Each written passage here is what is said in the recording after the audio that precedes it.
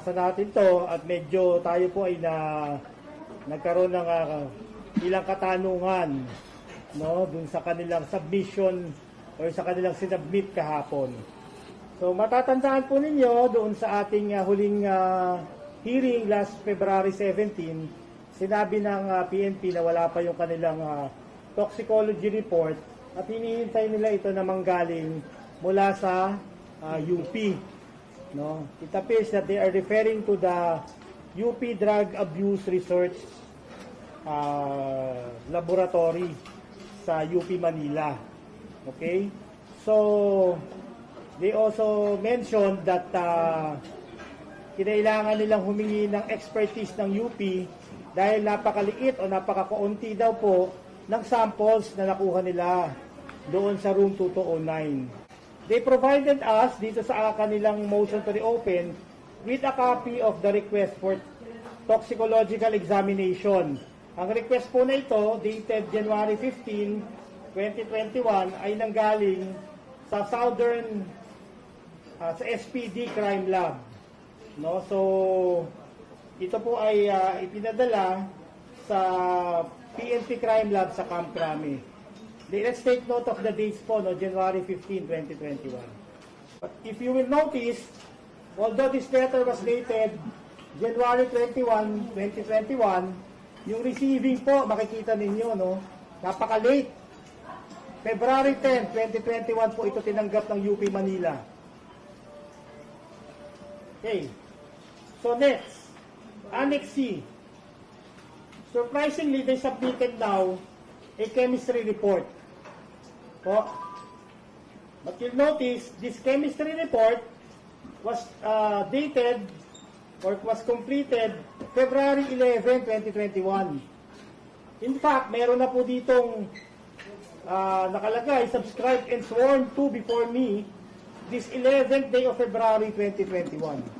Again, let's go back. Kailan po tayo huling nag-conduct ng preliminary investigation? February 17, 2021. Diba? So, how come they are just submitting this alleged chemistry report today or yesterday when in fact this has already been available, was already available as early as February 11, 2021. So, this raises a lot of questions on our minds, no? So, what's the relevance of this, ano? All of a sudden, meron na pong report ang PNP na meron pong allegedly fluoromethamphetamine and methamphetamine, both dangerous drugs. So, this is quite alarming on our part. Now, questionable at the very least. Ano pa po? Remember, we are talking of the request made by the PNP Crime Lab, Camp Crame, to UP Drug Abuse Research Center. Bakit nag-request? Hindi nila kaya daw na mag-conduct ng examination sa napakakonting sample na meron sila. And yet, the PNP itself was able to come up with this chemistry report. Di ba? They are contradicting themselves. No? Nag-submit sila ng request sa UP para magpa-examine ng samples. Pero sila mismo nag-conduct na examination at naglabas ng result. Di ba? So walang up to now wala pang result na pinapalabas mula sa UP. Di ba? Which is quite independent of the PNP.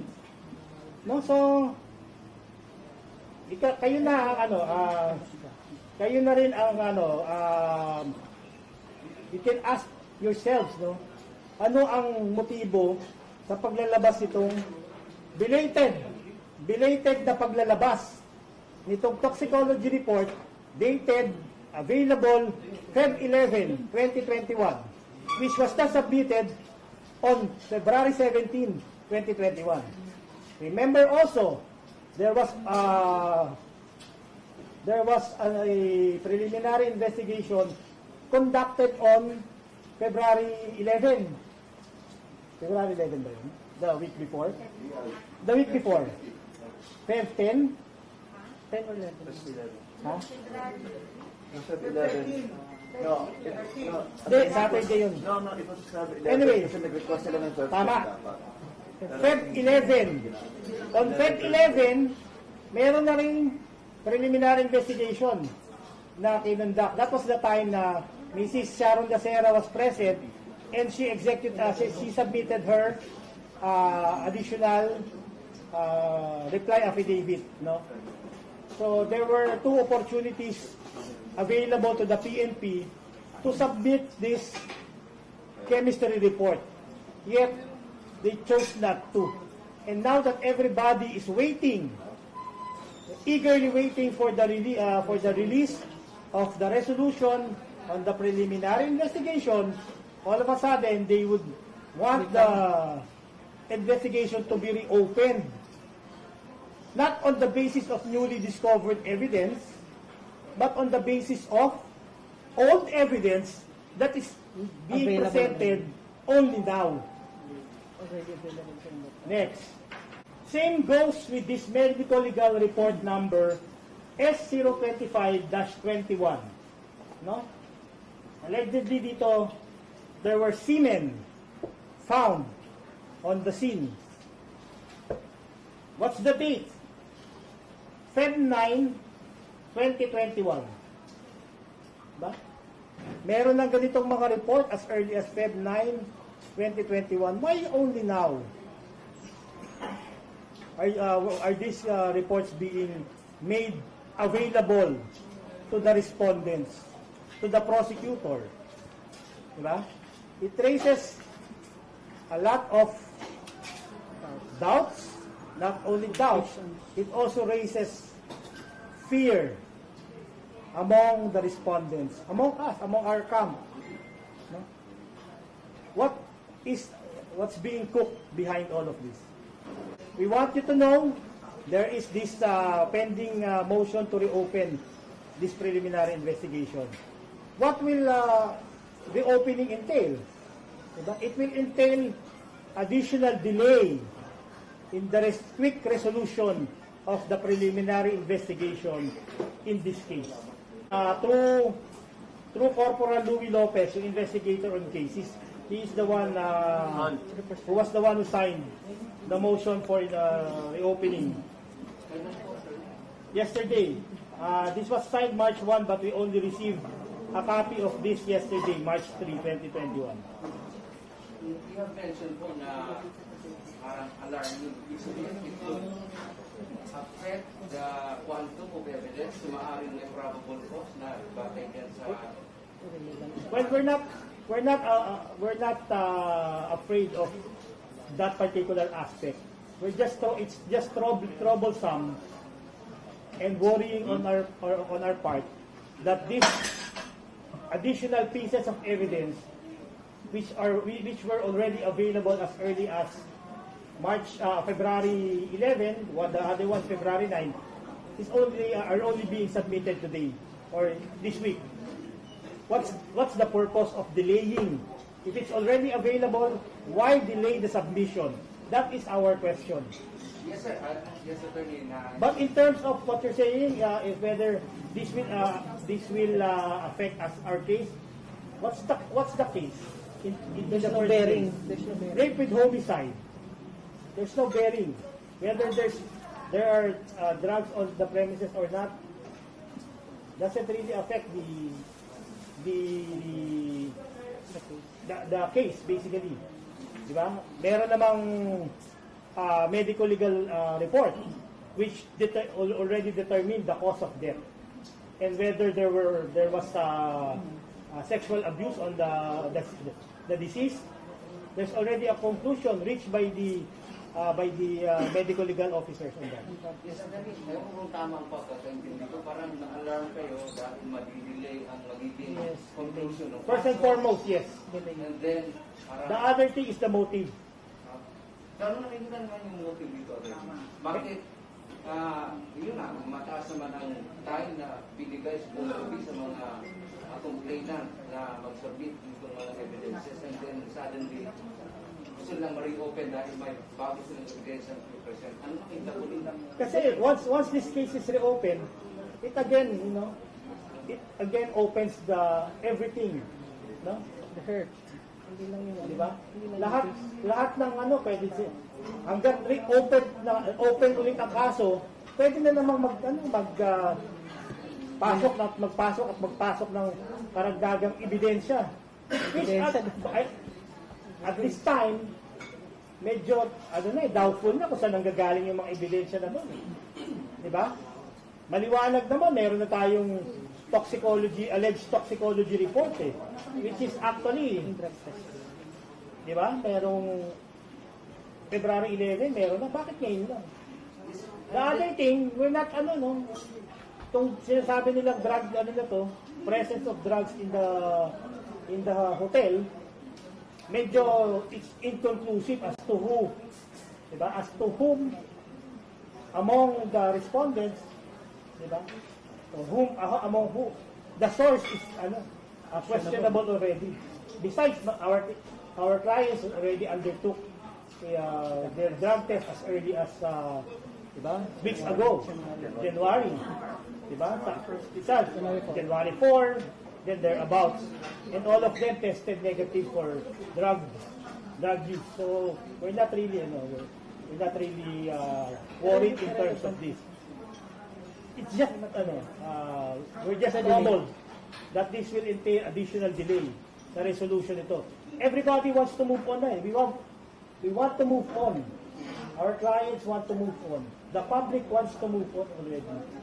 Yes, Attorney.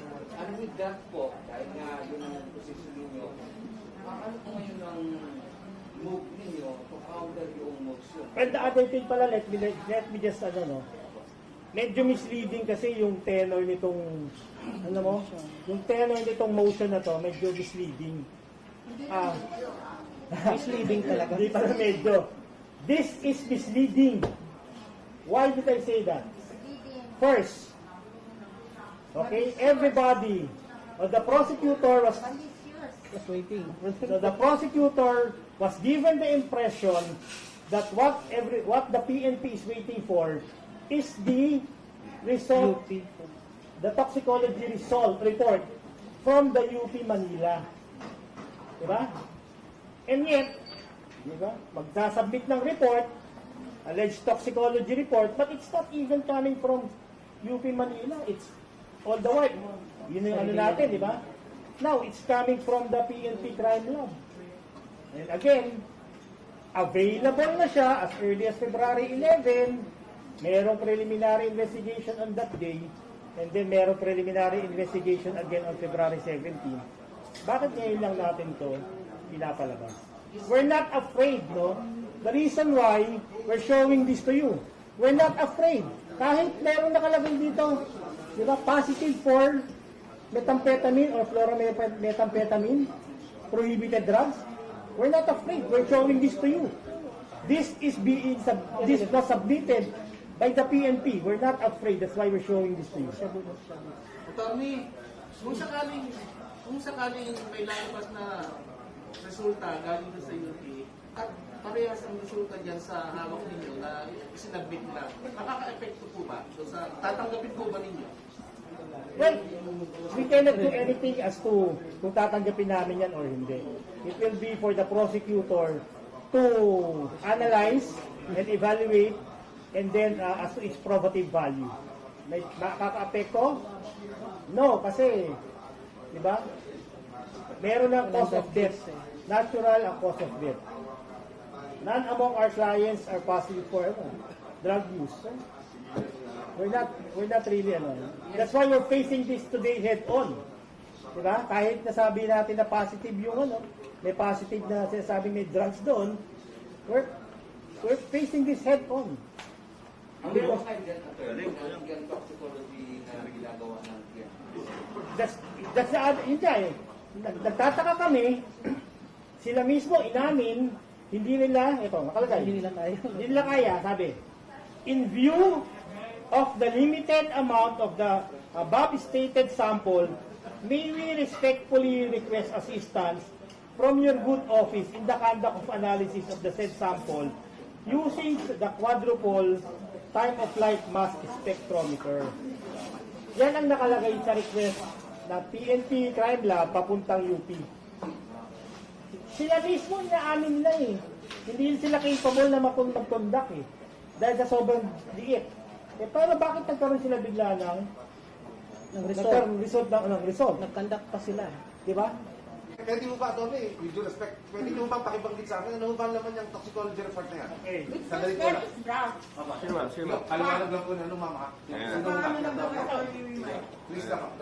Okay. So, specimen submitted, 1 tape-sealed brown envelope with markings SOCO SPD CLO -E-004-21, specimen number 10.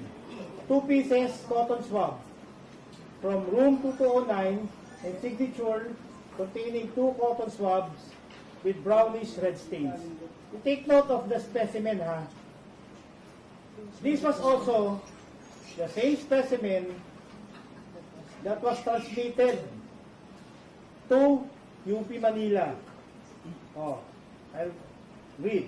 This is reference to a request from the SOCO team leader of Southern Police District, Crime Laboratory Office dated January 15, 2021, requesting for toxicology examination of 2 pieces cotton swab with markings SOCO SPD CLO-E-004-21, specimen number 10, 2 pieces cotton swab from room 2209. So, you notice, they were supposed to have transmitted or requested for examination of these cotton swabs to UP Manila. And yet, they were able to conduct their own examination. Next, findings. Or what's the purpose of the laboratory examination? To determine the presence of dangerous drugs. Findings. Qualitative examination conducted on the above stated specimens gave positive result to the test for fluoromethamphetamine and methamphetamine, both dangerous drugs. Conclusion.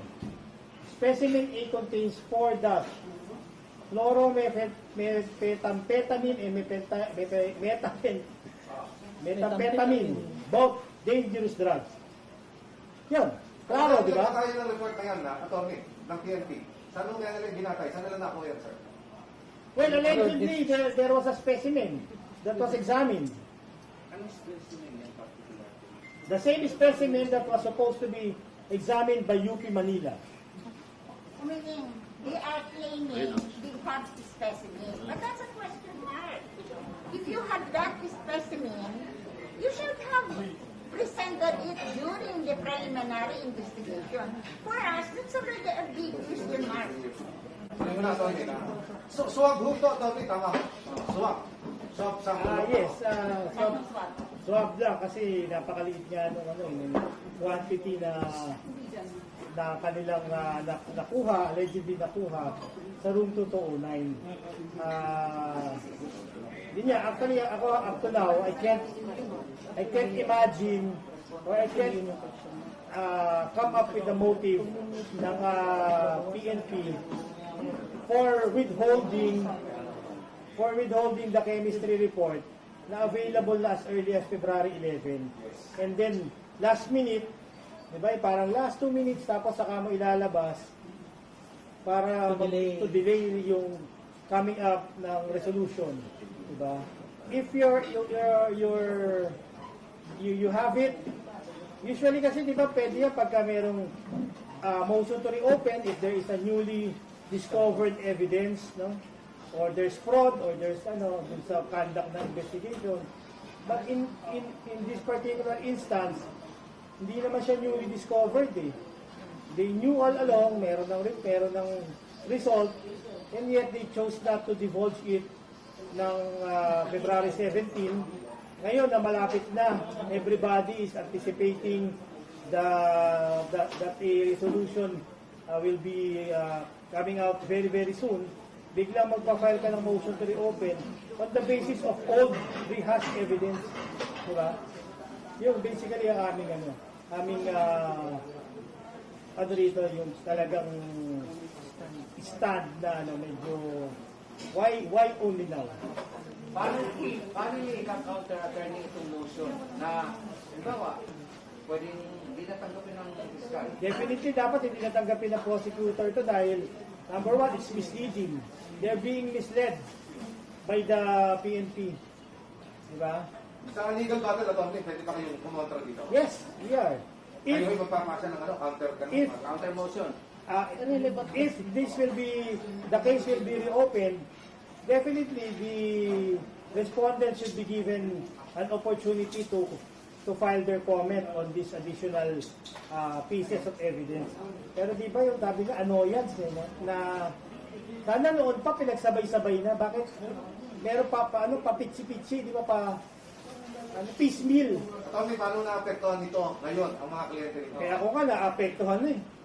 Di ba? Ay kliyente ko pa. I mean, I'm only the lawyer but it's affecting me already na hindi naman ako na ganito. Kala ko, naghihintay na lang ako ng resolution, biglang meron na naman kaming isipin pa paano sasagutin. Magpapatawag na naman kami ng press con. So it's affecting I mean, I don't know with my co-counsel here how they're affected. So mga kliyente namin, di ba, they're moving on with their lives. They want Trying to go back to their jobs. Di ba? Ngayon, meron na naman. Meron na naman silang iisipin. Ano kung isipin nila? Number one, tatanggapin pa ba ng prosecutor itong re-reopen pa ba? Tapos pagka re-reopen, anong next step na gagawin? Pupunta na naman ba kami sa prosecutor's office sa Makati? Di ba? Para manumpa doon or magganon. So, I mean, these are affecting, these matters are affecting not only itong mga respondents, pati itong aming legal team ang dami na namin ibang napapabayaan din ng mga kliyente kailangan sikasuhin. Kailan yung nabalitaan nito, attorney? Sorry. Yesterday, Kahapon lang mo nabalitaan. kahapon kami naka-receive ng aming kopya. Guys, any questions? Going once? So, pwede mo namin sabihin na mag-comment kayo, mag-file ng comment? No, it depends. Depends. Wait natin yung We will resolution have to naman. wait for the Fiscal order of the prosecutor whether they will allow the reopening. Okay. We're hoping we do not need to make any comment anymore. We were hoping na wag na i-consider to the prosecutor and then let it stay na submitted na for resolution yung kaso. Last attorney, alam niyo ba na may ginawang toxicology report yung lang kanina? Kasi ang pagkakaalam ninyo, ang UP. Alam niyo ba may ginawang separate ang No. PNP? Well, by the representation of the PNP themselves, Nasa motion. di ba? Nasa nila sa kanilang motion, they are awaiting a toxicology report from UP. Wala silang manifestation sa prosecutors that they are awaiting a toxicology report coming from their own crime lab. So that's why it's so surprising na meron pala silang kinundak na sarili nilang examination. Sa NBI, sir, ano na balita? Sa NBI, anong result sir sa NBI? Attorney Mike, yung sa NBI ka, makabalita kami kung meron kayo. Wala pa kaming balita sa NBI eh. Actually, gusto na rin. Ang NBI mukhang, I don't know if they're coming out with a report. Baka paglabas ng report nila, panis na yung... I mean, that same investigation, habang tumatagal, di ba, nagkakaroon din ng shadow of doubt yung results pagka tumatagal ng investigation.